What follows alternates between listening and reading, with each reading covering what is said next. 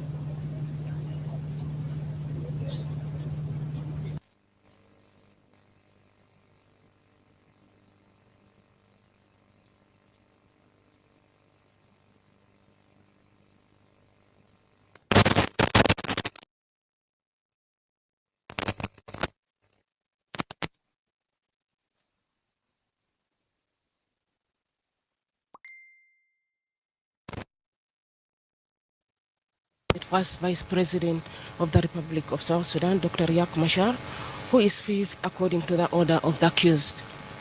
As you witnessed in the hall, both the prosecution team, and the defense team, all the 8 accused, have arrived, and they're all within the premises, and the hall seems to be packed and seems to be calm, and waiting for the presiding judges to arrive, and then we'll continue giving you more update. Just a brief summary before I give to my colleagues of the court proceeding. This high-profile case has great national attention and is being closely followed not only in South Sudan, but across the region and the international community. Before we bring you today's developments, let's briefly recap on what happened from day 1 to day 3. Just a reminder for those who could have missed the beginning of the session.